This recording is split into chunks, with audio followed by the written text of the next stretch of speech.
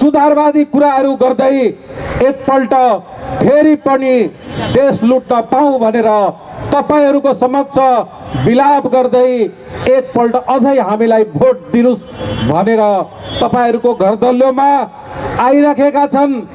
यो निर्वाचनलाई उत्सवका रूपमा मनाइराखेका छन् भनेदेखि हामी चार पार्टीहरू लगायत केही पार्टीहरू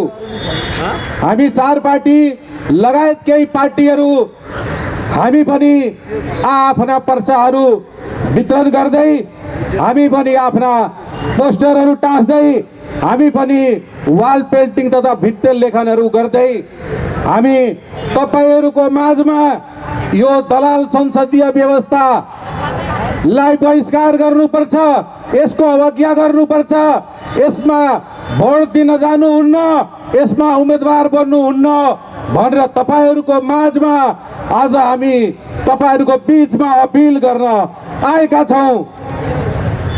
र यो काठमाडौँमा मात्र होइन, यो अपिललाई स्वीकार गरेर नेपालका क्रान्तिकारी जनताहरू यसलाई विराटनगरबाट पनि बहिष्कार गर्दै हुनुहुन्छ, उहाँहरू मधेस तराईबाट पनि बहिष्कार गर्दै हुनुहुन्छ। यो निर्वाचनलाई पोखराबाट पनि बहिष्कार गरिँदैछ, बुटवलबाट पनि बहिष्कार गरिँदैछ, सुर्खेतबाट पनि बहिष्कार गरिँदैछ, धनगढीबाट पनि बहिष्कार गरिँदैछ, चितवनबाट पनि बहिष्कार गरिँदैछ।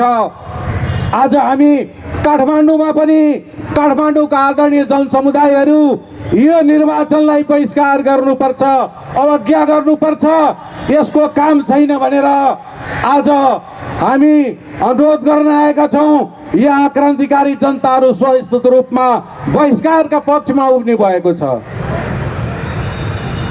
कारण के हो? हामी किन बहिष्कार गर्दैछौँ? हामी किन अवज्ञा गर्दैछौँ? यो निर्वाचनलाई किन बहिष्कार गर्दैछौँ? किनभने यो निर्वाचन भनेको दलाल पुँजीवादी निर्वाचन हो। यो निर्वाचन भनेको जनता हार्ने निर्वाचन हो। यो निर्वाचन भनेको देश हार्ने निर्वाचन हो। यो निर्वाचन भनेको भ्रष्टाचारीहरू जित्ने, महँगी बढाउने निर्वाचन हो। यो निर्वाचन भनेको ओम्नी र यत्तीहरूको निर्वाचन हो। यो निर्वाचन भनेको एमसीसी को पैसामा दलाली गर्नेहरू, दलालहरूको निर्वाचन हो। यो निर्वाचन भनेको साम्राज्यवादीहरूको निर्वाचन हो। यो निर्वाचन भनेको विस्तारवादी दलालहरूको निर्वाचन हो। यो निर्वाचन भनेको देशको 65% किसान, 20% मजदुर, अन्ततः देशको 85% जनसङ्ख्या हार्ने निर्वाचन हो। त्यसकारण यो निर्वाचन भनेको दारू र मासुमा परिणाम घोषणा गर्ने निर्वाचन हो। यो निर्वाचन भनेको दीपक मनाङ्गे जस्ता गुण्डाहरूलाई निर्विरोध गर्ने निर्वाचन हो। यो निर्वाचन देशभक्त क्रान्तिकारीको लागि होइन, यो निर्वाचन जनताको लागि होइन, यो निर्वाचन किसान मजदुरको लागि होइन, यो पूर्ण लोकतन्त्रको लागि होइन, यो पूर्ण गणतन्त्रको लागि पनि होइन, यो दलाल तन्त्र र लुटतन्त्रको लागि गरिएको निर्वाचन हो। त्यसकारण हामीले यसलाई बहिष्कार गर्दैछौँ, त्यसकारण यसको अवज्ञा गर्दैछौँ, त्यसकारण यसको बहिष्कार गर्दैछौँ र यसमा भाग नलिने र यसमा मत हाल्न नजाने भनेर तपाईहरूलाई अपिल गर्दैछौँ। र अब भनेको के हो भने जनताहरू ती लुटेराहरूलाई गाउँबाट, बस्तीबाट, देशको चारैतिरबाट, हरेक कुना कप्चाबाट ती दलालहरूलाई, ती लुटेराहरूलाई यो खेद्ने अभियान पनि हो। त्यसकारण तपाईहरूले मन्थिर 4 मा यो दलाल पुँजीवादी संसदीय व्यवस्थाका मतियारहरूले गराएको निर्वाचनलाई अवज्ञा गरेर, बहिष्कार गरेर तिनीहरूले थापेको ढङ्गलाई रित्तो बनाएर यिनीहरूलाई अब देशबाट खेद्नुपर्छ। यी लुटेराहरूलाई भने तपाईँहरूको माझमा अपिल गर्न आज हामी आएका छौँ।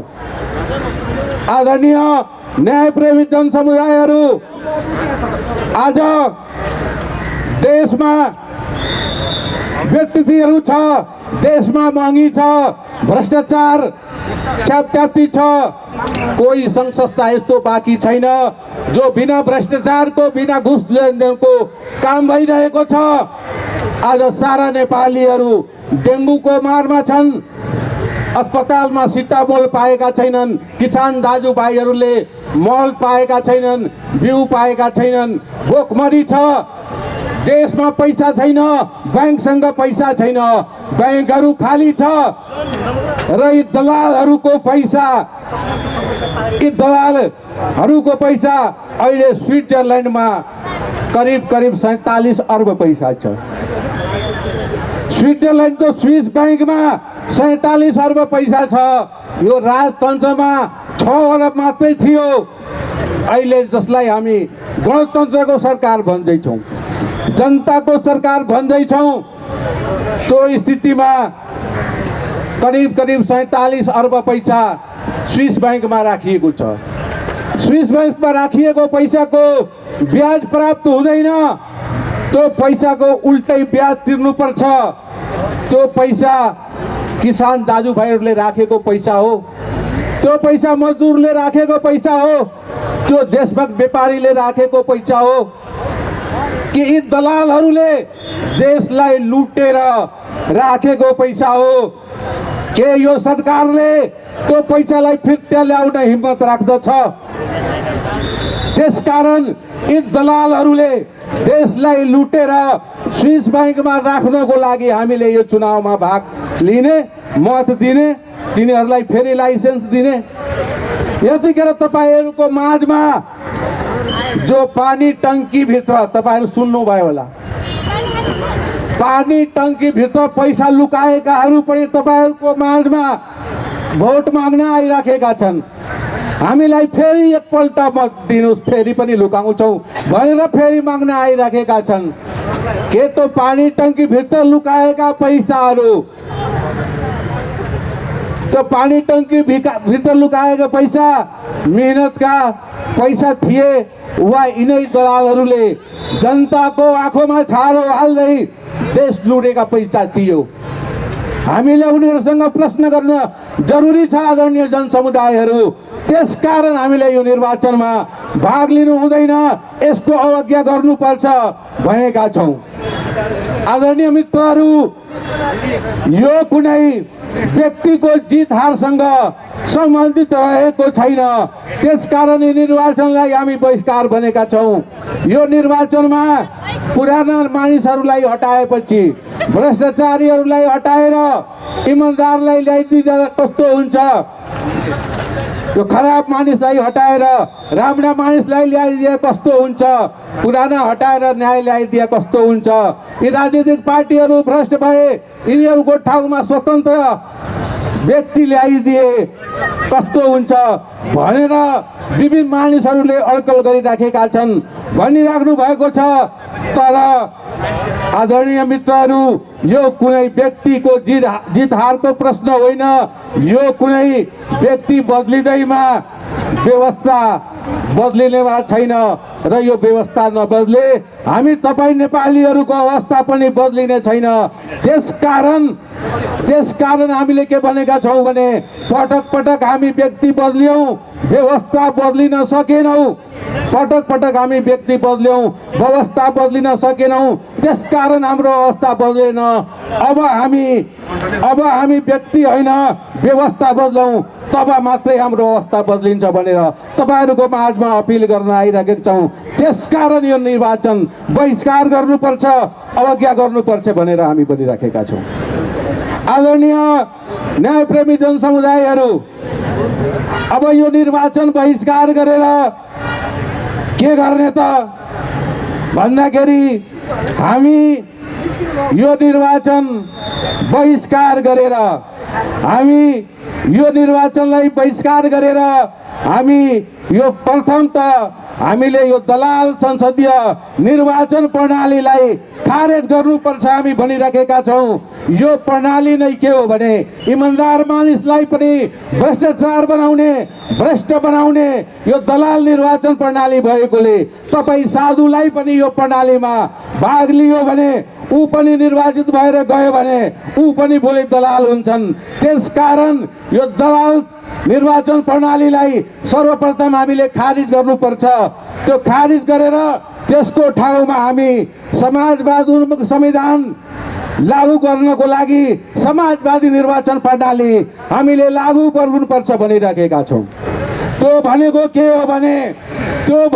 हो भने हामीले यो देशमा 65% किसान छन्, यो देशमा 20% मजदुर छन्, यो दुवै संख्या भनेको 85% संख्या हो। र यो दलाल पुँजीवादी व्यवस्थामा जहाँ दारू र मासुको बलमा परिणाम घोषणा गरिन्छ, गुन्डा लगाएर परिणाम घोषणा गरिन्छ, यो चाहिँ दलाल संसदीय निर्वाचनमा किसान दाजुभाइहरूले, मजदुरहरूले, गरिबहरूले र सर्वहारा वर्गले यो निर्वाचन प्रणालीमा भाग लिन सक्दैनन्। किनभने उनीहरूसँग त्यतिको पैसा चाहिँ छैन। किनभने तपाईँहरू सुन्नु भएको होला, अहिले प्रचण्डले नै भन्दैछन् धेरै पैसा खर्च नगरेर र विभिन्न टिक्रिमबाजी नगरेर यो चुनाव जितिँदैन। त्यसकारण धेरै पैसा खर्च गर्ने पनि हाम्रो किसान दाजुभाइहरूसँग छैन पैसा, र उहाँहरू टिक्रीबाजी पनि गर्न जान्नु भएको छैन। त्यसकारण यो पैसा खर्च गर्न नसकिने र टिक्रीबाजी गर्न नसकिने सोझा साझा गरिब सुकुम्बासीहरू, हाम्रा मजदुर किसानहरू, सर्वहाराहरू जो चाहिँ रिक्सा चलाइराखेका छन्, ठेला चलाइराखेका छन्, बाटोमा मकै पोलेर बेचेर आफ्नो गुजारा गरिराखेका छन्, तिनीहरूको लागि के यो देशमा लोकतन्त्र छैन? तिनीहरूको लागि गणतन्त्र कहाँ छ? उनीहरू भाग लिन चाहन्छ भने यो लोकतन्त्रमा व्यवस्था के छ?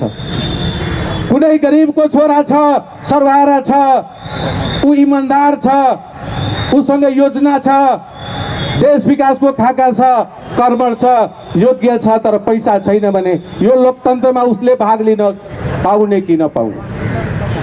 त्यसकारण के हो भने हामी के भन्न चाहिराखेका छौँ भने जो गरिब छ, किसान छ, उनीहरूले यो लोकतन्त्रमा पनि भाग लिन पाउनुपर्छ।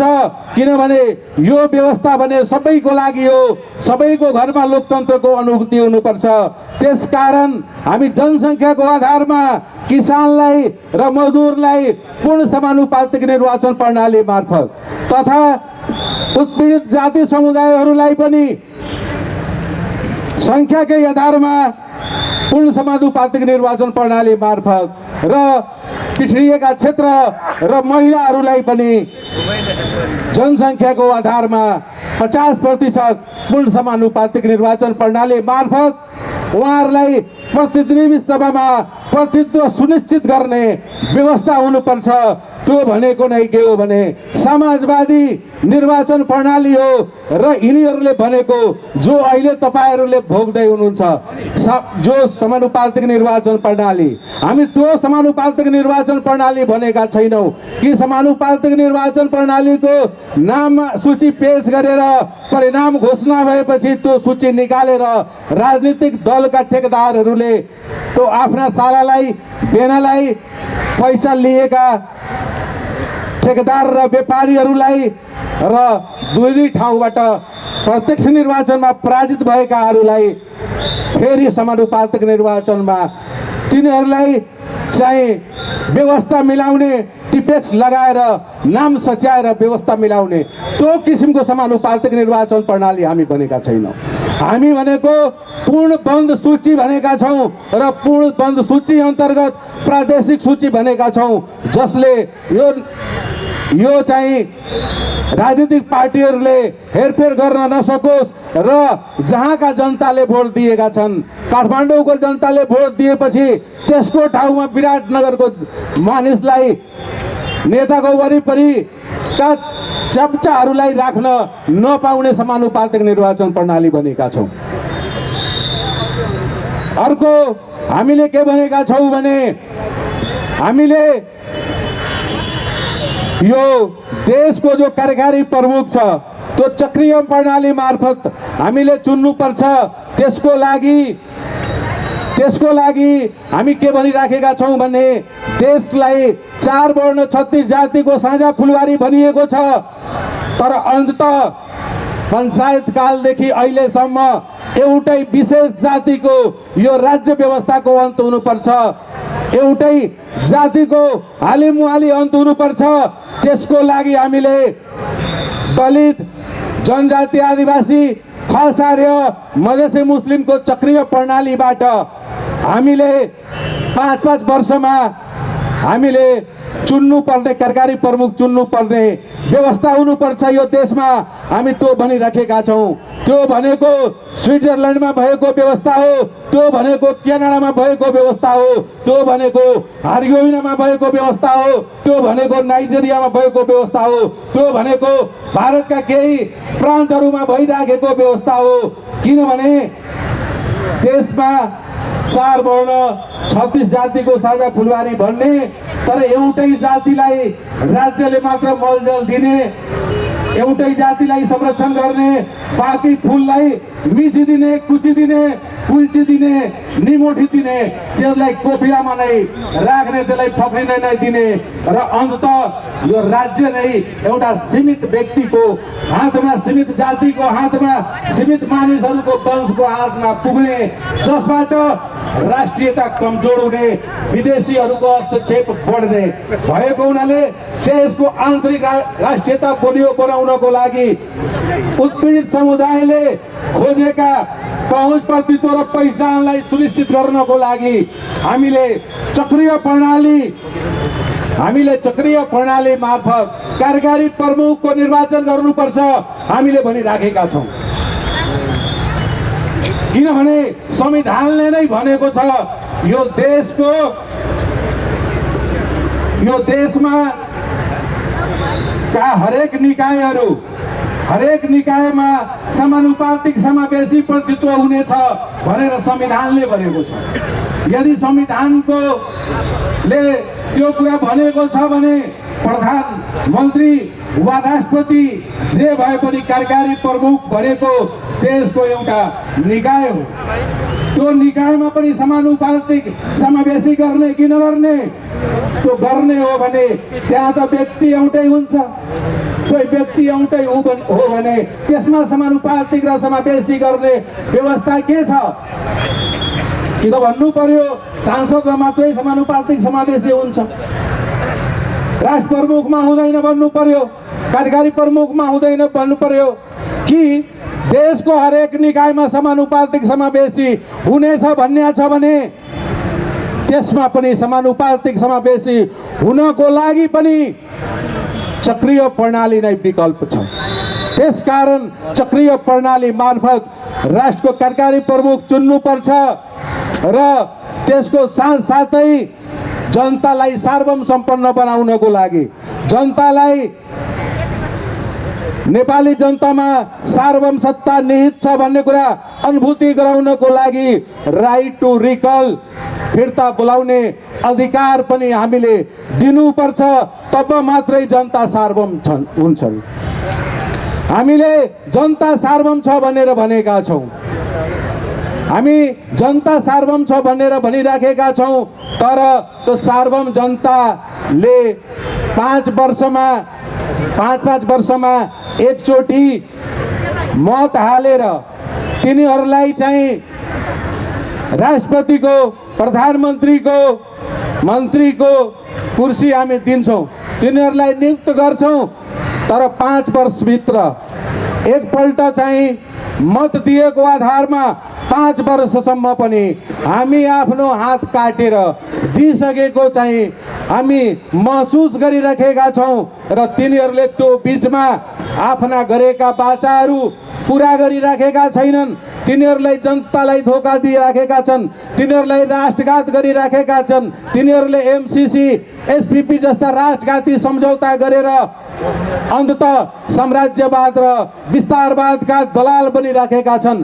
त्यो अवस्थामा हामी तपाईहरू क्रान्तिकारी जनताले, इमान्दार जनताहरूले आवाज उठाउँदाखेरि हामीलाई तिनी दलालहरूले प्रहरी लगाएर सशस्त्र लगाएर हामी माथि लाठी बर्साइराखेका छन्।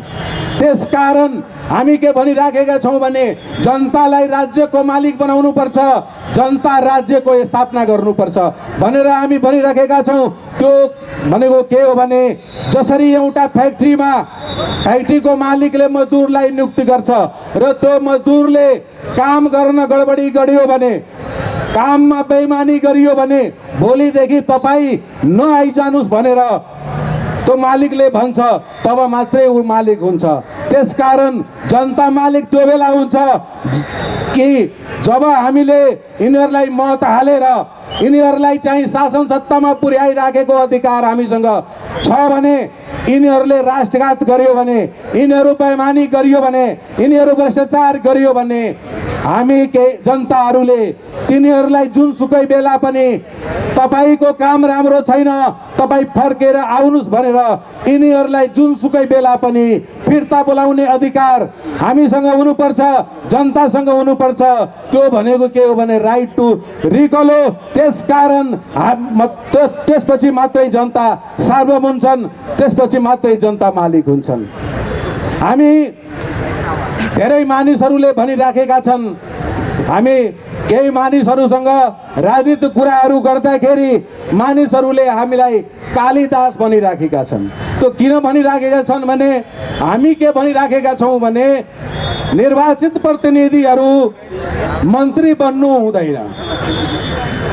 हामी भनेको जनताको चौकीदार हो, जनतालाई रखवारी गर्ने, देशलाई रखवारी गर्ने हामी के हो भनेदेखि चौकीदार हो। प्रतिनिधि सभाका सदस्य भनेको, सांसद भनेको जनताको चौकीदार हुन्। त्यसकारण जनताको रखवारी गर्नुपर्छ, देशको रखवारी गर्नुपर्छ, त्यसको नियन्त्रण अनुगमन निगमन गर्नुपर्छ, त्यसबाट मन्त्री हुनु हुँदैन भनेर हामी भनिरहेका छौँ। यो व्यवस्था हटाउनुपर्छ किनभने यसले नै देशमा भ्रष्टाचार ल्याइराखेको छ र त्यसैबाट त्यही प्रतिनिधिबाट मन्त्री बनिदिएपछि कार्यपालिका र व्यवस्थापिकामा एउटै व्यक्तिको प्रभुत्व भएपछि, एउटै रोल भएपछि, एउटै व्यक्तिको वर्चस्व भएपछि त्यहाँ कानुन बनाएर देश लुटिँदैछ, कानुन बनाएर नै देश लुटिँदैछ। त्यसकारण त्यसको चेक बाइलेन्स गर्नको लागि कार्यपालिका र व्यवस्थापिकाबाट अलग अलग चाहिँ हुनुपर्छ। जनता पक्षमा कानुन बनाउने मान्नेहरूले कानुन बनाइदिएपछि देशका सचिव भएका विशेषज्ञहरूबाट मन्त्री चाहिँ बनाउनु पर्छ र मन्त्रीको नियुक्ति भनेको कुनै एउटा व्यक्तिको हातबाट होइन, सुटकेस लिएर होइन कि 51% सांसदको निर्णयबाट गर्नुपर्छ र त्यसले केही गडबडी गरियो भने 51% सांसदले त्यसलाई भोलि पनि बर्खास्त गर्न सकिने व्यवस्था हुनुपर्छ, जसले गर्दा तिनीहरूले कसैलाई सुटकेस बुझाउनु पर्दैन। ती मन्त्रीहरूले त्यो सुटकेस बुझाउन नपरेको हुँदा तिनीहरूले चाहिँ देश पनि लुट्दैनन्, भ्रष्टाचार पनि गर्दैनन्। त्यसकारण हामीले मन्त्री नहुने व्यवस्था भनिराखेका छौँ। त्यसकारण अहिलेको निर्वाचन भनेको दलाल संसदीय निर्वाचन भएको हुनाले यसलाई अवज्ञा गर्नुपर्छ, यसलाई बहिष्कार गर्नुपर्छ र हामी अब पूर्व मेचीदेखि महाकालीसम्म हामी सबै जनता उठेर अबको बाँकी दिनहरूमा घर दैलोमा गएर हामी मधेसमा गरिराखेका छौँ। घर दैलो घर घरमा गएर मतदातालाई हामीले यसमा भोट नहाल्नुहोस्, यसको अवज्ञा गर्नुहोस् भन्ने हामी 4 पार्टी मात्र होइन, अन्य राजनीतिक दलहरू पनि यसमा सामेल हुनुभएको छ र त्यसका ती पुराना संसदीय पार्टीका क्रान्तिकारी कार्यकर्ता नेताहरू पनि उहाँहरू पनि बहिष्कार गर्दै हुनुहुन्छ। त्यसकारण उनीहरूले थापिएको ढुङ्ग्रोलाई हामीले मन्सिर 4 मा रित्तो बनाएर बहिष्कार गरेर यस्ता लुटेराहरूलाई देशबाट खेद्नुपर्छ भनेर तपाईँहरूको माझमा अपिल गर्दै म आफ्नो भनाइ यही विराम दिन्छु। हस्त नमस्कार, लाल सलाम।